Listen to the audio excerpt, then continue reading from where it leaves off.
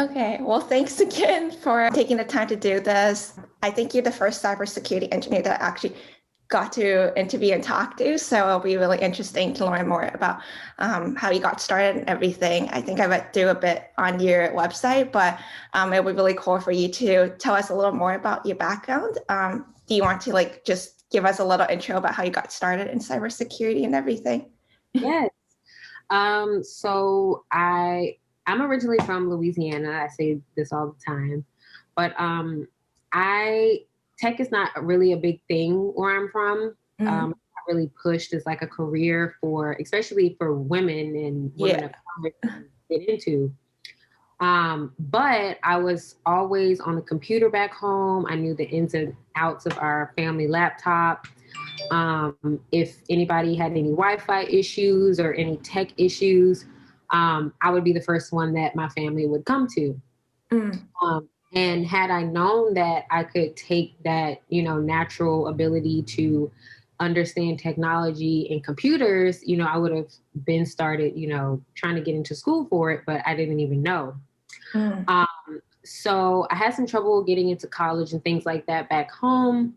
And sorry, let me put this on mute because it's gonna blow up all this whole interview. So my aunt and uncle heard that I was having some trouble trying to get into school, picking a career, and they gave me the opportunity to move to the East Coast, Okay. specifically, the Maryland, DC area. Okay. So they moved me up here in like a week or two after I graduated high school. I flew from Louisiana, and I actually flew into Baltimore. And my uncle came and picked me up, and he sat me down, and he's like, we really want you to, go to school, get your life together. We want you to thrive out here. So that was literally like my start of, coming from one area to another, and just getting, on the ground running with, my schooling. I still didn't know that I wanted to be in tech. They suggested dental hygiene. So I was like, okay, whatever, I'll do dental hygiene. And then I started getting into school around 2015. I was taking like science classes and stuff. And I remember when I started taking science classes, um, I was in there and I was just picturing myself as a dental hygienist. And I was like, do I really want to be cleaning people's mouths every day? That's so Like, funny. I literally just I was in a biology class and I just zoned out. And I'm like thinking of what is my future going to be like as a dental hygienist? And I could picture myself miserable in a dental office, just in someone's dirty mouth. And I was like, oh my God, I cannot do this. So I remember the next day I was working, actually had gotten a job on campus as an undergrad. I got a work study job. And I remember the next day I went back into my job and I was working in a technology center. So I was managing computers and stuff like that. And I remember just looking up and thinking oh my God, why don't I try and do something in computers? I'm really good with tech. So I started going through the catalog at school and I go straight to the tech careers. And I'm reading through and I see cybersecurity and I read it and I'm like, oh, that sounds pretty cool. I'm going to, try this out. So the next day after that, I went and changed my degree program. My aunt and uncle weren't too happy about it because they were like, why did you change so suddenly? We don't know what this is. And I was like, I mean, this just sounds like what I want to do. Right. And then eventually they researched it and they were seeing the salaries and everything. And they were like, oh, you actually picked something that's really good. That's funny. Yeah, I think especially then, not a lot of people probably knew about exactly what cybersecurity was. And after my uncle started researching, he actually decided to start pursuing careers in tech. He wasn't in tech at all. But then after he found out that I had switched to this, career field, he's like, oh, I think I'm going to do it now too. So, I switched and I went and planned all my classes out, all of, everything that I had to do to graduate.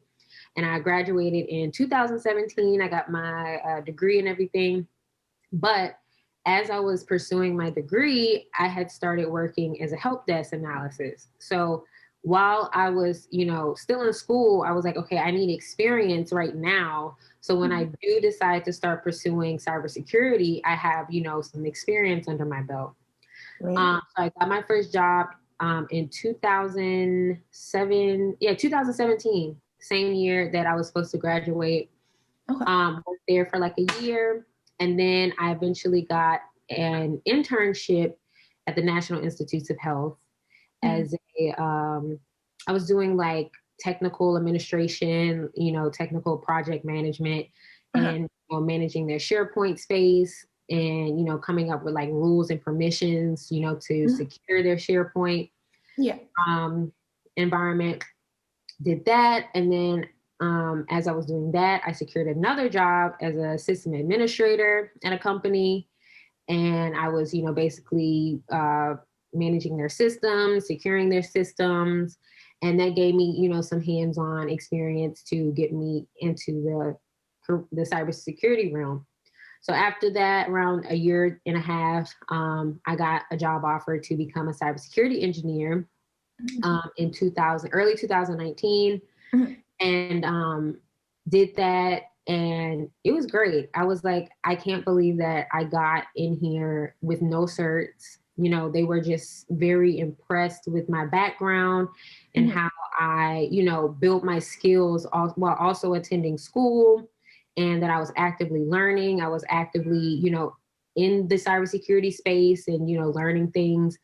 And they were very impressed by that. They were impressed how I was going to technical events and, just keeping my knowledge fresh and up to date. Yeah.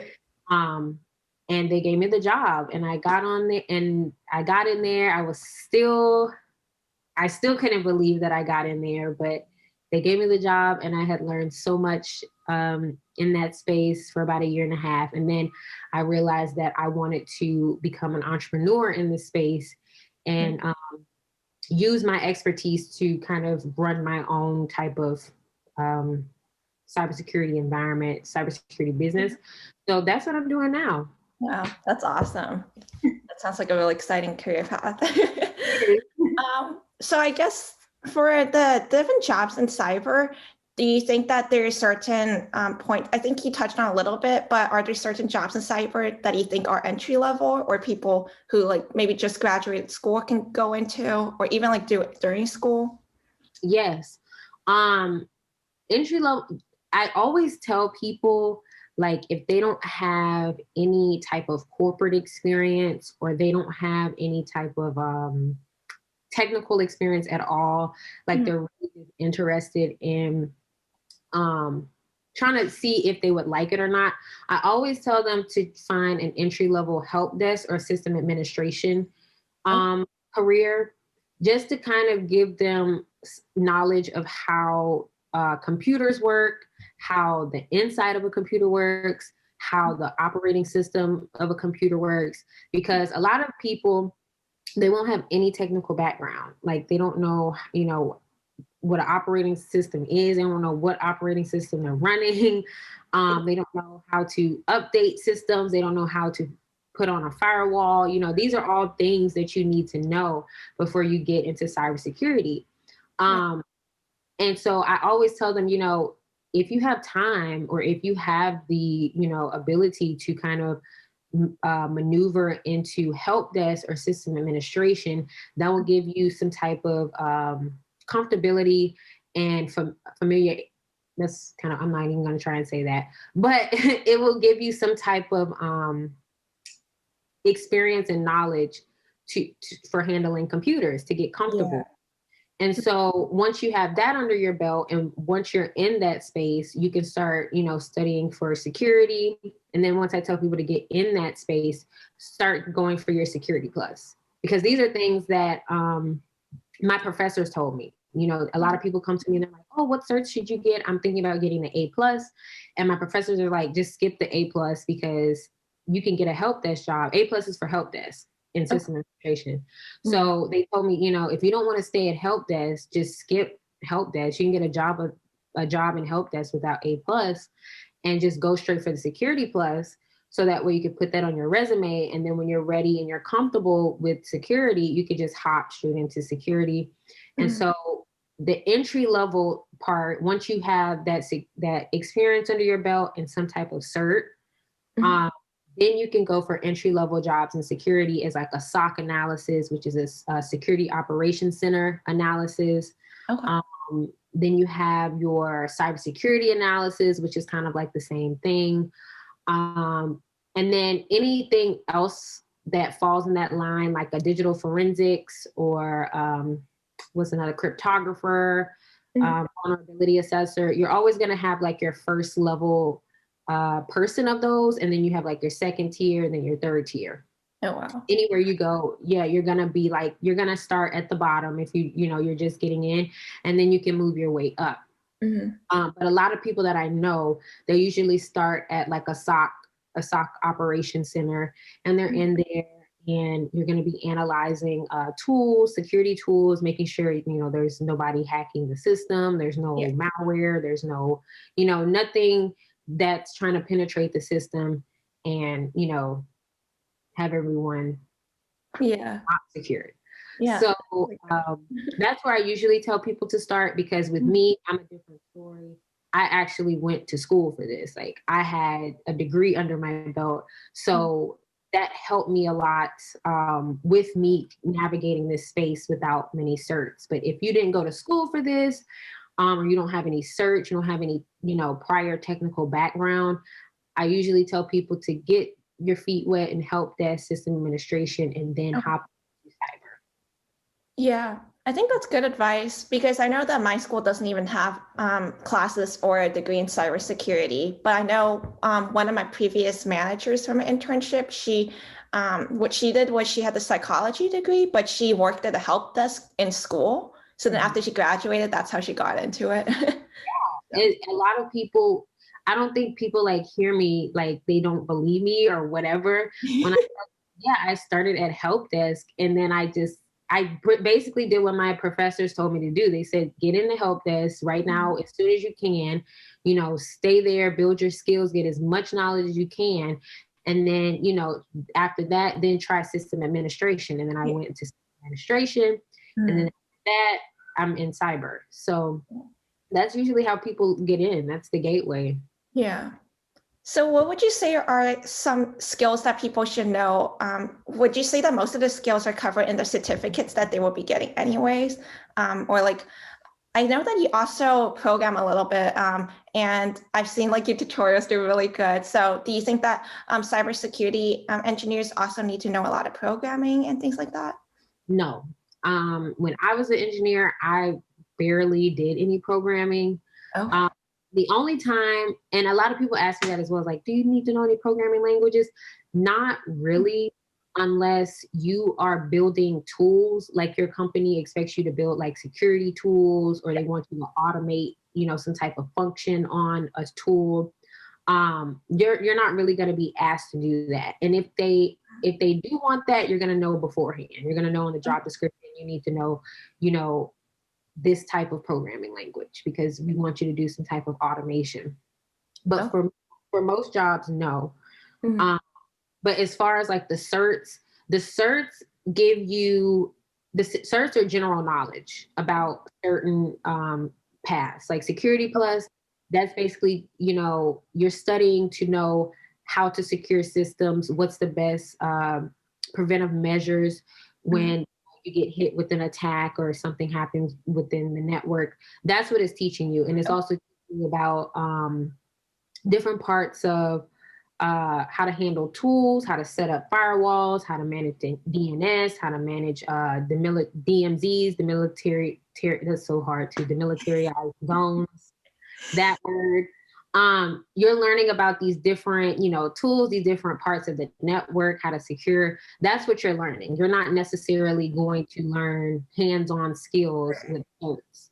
And I think that's where the part that you were talking about comes in, like getting the foundations and like the experience. Exactly. So a lot of these people, they will go and get certs, and then they're still having trouble getting a job because they haven't gotten any corporate or hands-on experience.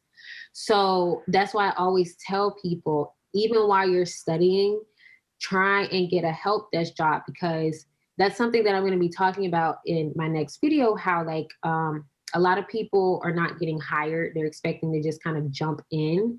And cybersecurity isn't hiring people that don't have experience, because they don't have the budget, or they don't have the opportunity to let someone come in and they don't have that much experience, because cybersecurity is such a particular skill set that you have to come in. You know, you can't come in and mess up something on the server network and, you know, leave a hole open, and now like everybody, all this data's lost, all this, you know, everything's taken, you know? Yeah. So I understand that aspect. They don't want to bring someone on that doesn't at least have like a solid foundation in security. They can't afford to. Right. But I also feel as though they need to market more to people as far as like what they should know, and which is why I'm doing what I am now, you know, to kind of help people with, you know, how to get in.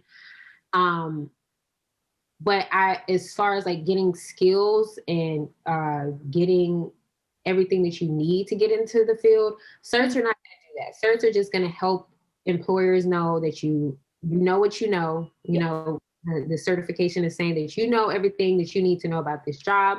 And then as far as like physical skills, that needs to come from you actually working jobs and actually working in corporate. Another thing that employers really liked about my background is that I had already gotten a clearance, you know, by working in the government. Okay. I actually worked in the government for an internship for the SharePoint, you know, as I was doing permission. And then I went back into the government for another, they hired me again for a systems administration position. Okay. Systems administration for National Institutes of Health as well. So, they were very impressed by that. They were like, okay, she has a clearance. The government approved her, so we can trust. We can trust her if the government can trust her. So, and I'm in the area to do that. I'm in the DMV area, the DC area. Yeah. And tech is everywhere. So, and it's very, I mean, 8 out of 10 people that you know here are working in the government. They have clearances, you know. That's hilarious. Yeah, everybody has a clearance. If you don't, something's bad on the record, you know, kind of hard. Wow. But yes, as far as certs giving you skills, no, certs are just going to let the employer know that you are certified in this knowledge, you know this knowledge to do this job. But to get real, like hands-on skills, you need to, you know, have a job. Or if you don't have a job, I always tell people to go to tech events, to go to hackathons, to go to ETFs, to go to workshops, you know, go on meetup.com and find, you know, communities in your area that are, you know, showing people hands-on skills, or, you know, showing people how to do this in cybersecurity, or showing them how to do that. There's all types of communities out there that are showing you every day how to like build your skills. And then also go on YouTube. People show you how to do things on YouTube. And also an affiliate with a bunch of tech companies or tech learning platforms where they give courses. You can buy a course and get hands-on skills that way. So that's how you get your skills. Cool. So then what are some of the daily tasks that you're responsible for? Like thinking back when you were doing, you were working at the company still, were you also doing studying for certifications at the same time? Or like, how does that usually work? I was studying for my Security Plus. Okay. I still haven't got my Security Plus. A lot of people ask me, you know, do you have, I still don't have certs, but now that I'm a full-time entrepreneur, I'm, you know, full-time, which was my plan in the beginning, like in school. My personal belief is that, you know, if the company is not going to pay for these certs, and I'm a young college student, certs can be expensive, you know.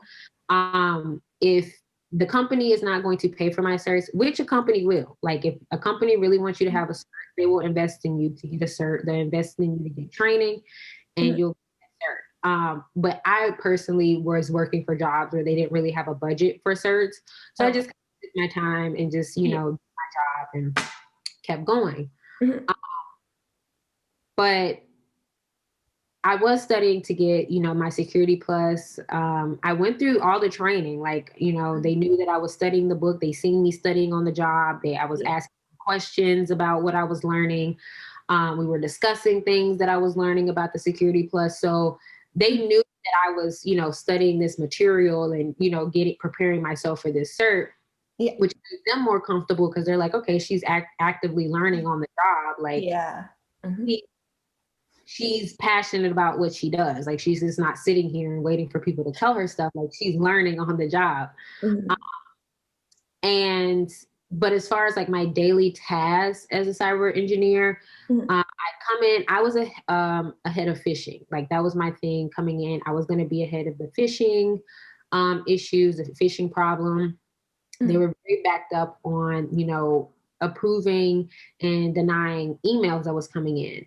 And, you know, creating like a phishing policy or an email policy for users to know like what emails to avoid, what emails, you know, do you approve, and like a training program for them to know, like, you don't click on this, you click on this, and we're good. You make my job easier. So that was my thing there. I handled this inbox where, you know, I would scan basically all the emails that would come through most of the company. Approve them. I would create rules for these certain emails and stuff like that. And then say if we got like this really bad email that someone clicked on, and it didn't go through our scanning system, like our email scanning system first to me, it got passed somehow. Someone clicked on it and it just started spreading throughout the whole company, the whole email list. Gosh, you would get those like it's like you educate these people and they still click it. But these hackers are getting very skilled to the point where they're making emails look very legit. So it can be tricky sometimes. So they'll get an email from somebody that has the same email as somebody that they know or they see a lot. And they'll be like, oh, I know this person. Like, you know, I talk to them all the time. And they'll click on whatever link is in there and it just spreads like wildfire. And it starts messing with their computer. It starts, you know, making their computer glitch. So what I would do once I would hear about this, I would create an email. We had this email template where like a warning, like, you know, you have this email is going to come, like a picture of like what the email is going to look like. And you put that in the email and you send that out. You know, first I had to get it approved by my boss. He had to overlook it and make sure like, you know, it was good to send out. So I would send it to him and he would approve it. And then he'd get, I forgot what this guy's position was, but we'd send it over to him and he would shoot it out across, because this was like a national company. Like we had different offices in different parts of the state. So he had to send it out to each part of the state. And we would have to let them know, like, this email is going to come in your inbox. Do not click anything. So we would make sure they wouldn't click anything and stuff like that. I would create this. And then what I would do was I would go through, because these people, we had a system where, you know, if they suspected an email was bad, they would send it to me. And I would tell them, okay, yes, that email is bad. Do not click on anything, delete it, send it, you know, make sure that you put it in spam, that your email box knows it's spam, and they don't let it come through. So that was my thing. And then we were also working on a project where we were building a new security. Well, we implemented a new tool to kind of help us, you know, better manage our security system. So I was learning and, you know, creating rules and stuff for this new tool, how we need to set it up, how we need to manage it. I was calling, you know, this company to make sure that we had everything, you know, set up with this tool, right? And you know, it was implemented into our network and running right. Our servers was, you know, getting picked up by it.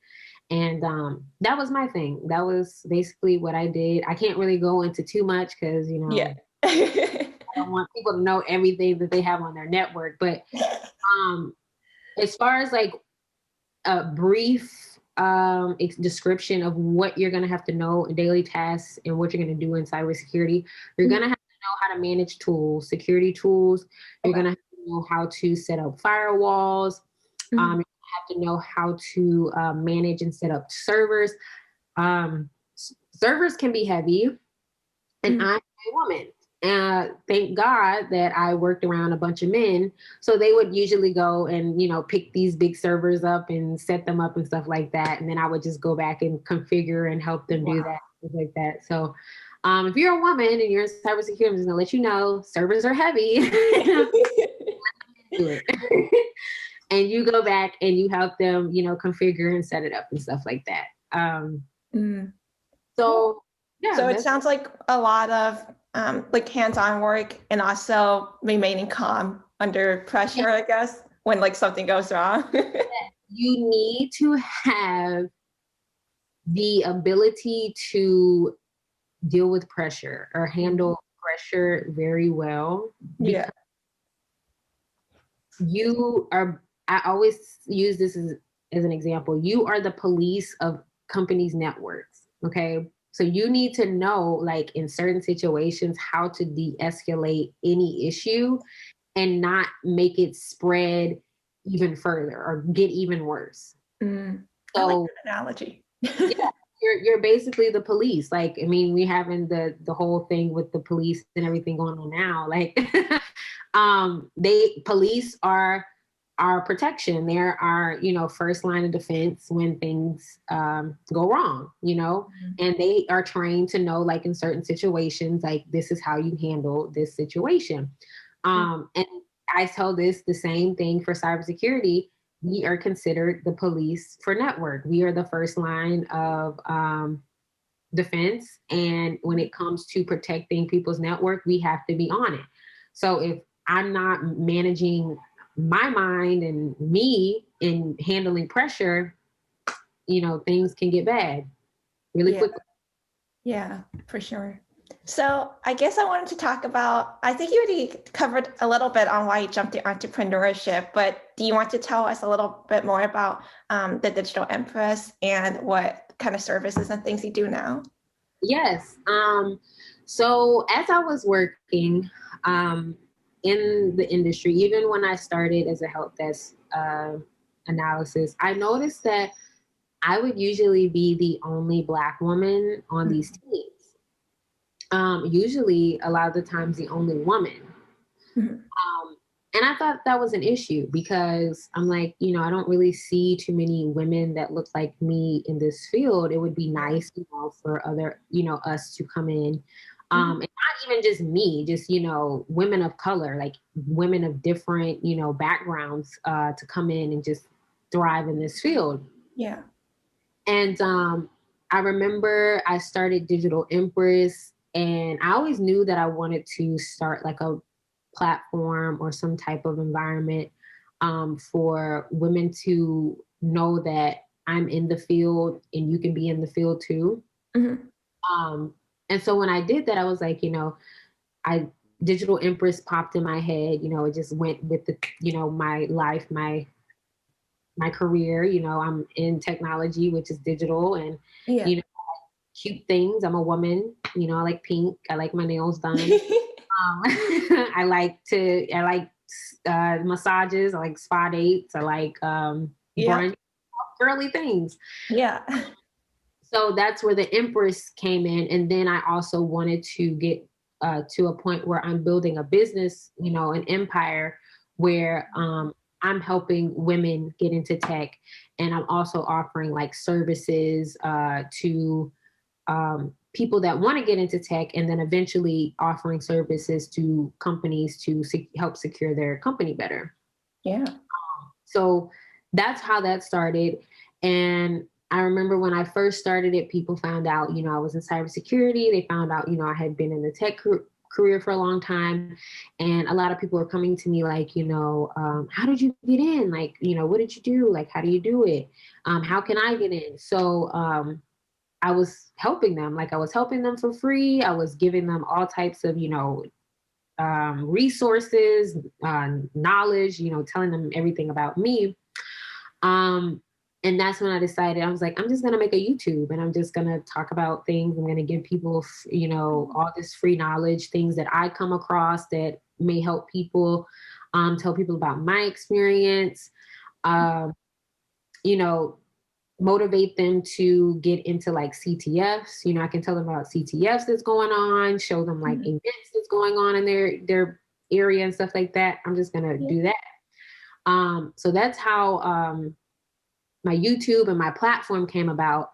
And then I got into a network with a bunch of entrepreneurs who were doing like consulting and coaching work. And they were like, you should do like a coaching service. You should start like a coaching platform and start consulting with people that want to get into cybersecurity.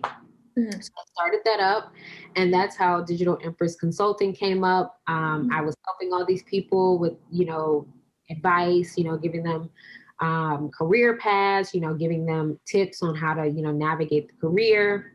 Yeah. And, now we're here. I'm still doing it. I'm still offering help. Still getting clients, working with people.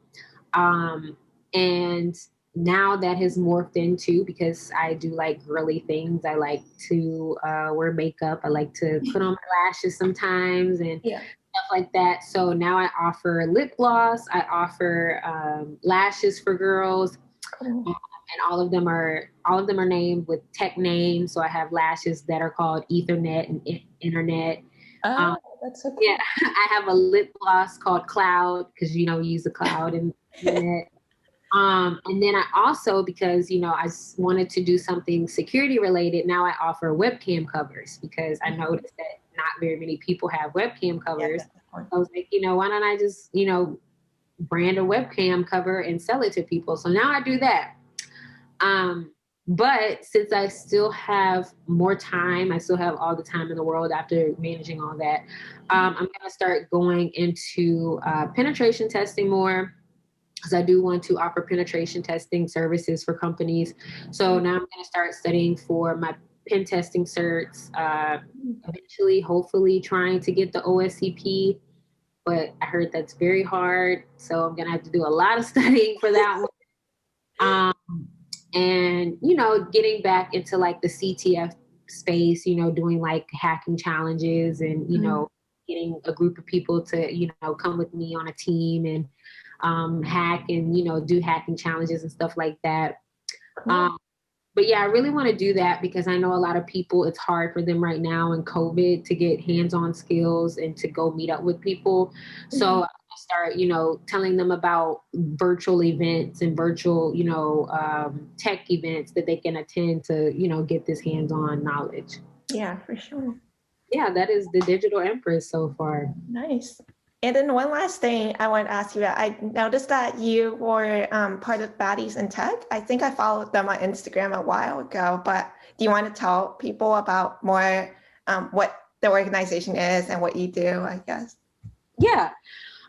So it's basically what I do, what my platform is aimed for, to, give women of color a representation and give them inspiration that they can be baddies in tech. They can come into this field and make a lot of money. They can, have a great career, a great long-lasting career, because technology is not going anywhere for as long as we live. It's going to keep getting better. It's going to keep improving, and it's going to keep getting implemented in everything that we do in life. So this platform is basically going to be helping women figure out their path in tech. We're going to be offering same thing that I do with, my platform. We're going to be offering them resources, having I'm sorry if you hear that noise or doing work. Oh, yeah. So just giving them a community. Oh my gosh, they're so loud.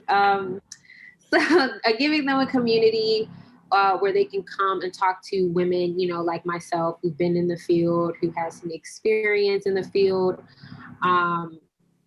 I'm basically a clubhouse mentor in Baddies in Tech. So, you know, I've been in this career field. I've been, you know, I've done all that I could. I can probably do, I'm still young. I could get back in and do more. So I'm going to be there for them if they need help, if they need, you know, direction and stuff like that, you know, basically like an accountability partner for them. Cool. We have other women in there with great backgrounds, you know, entrepreneurs, women that work at NASA, women that, you know, have these very higher up positions in companies, and women that are, you know, self-studying and, you know, they want to come in and, you know, help others self-study. So Baddies in Tech is just an organization where we're helping women of color succeed in tech. I love that. Yeah. Well, thanks again for doing this. I learned so much today, and I think you just gave so much good information.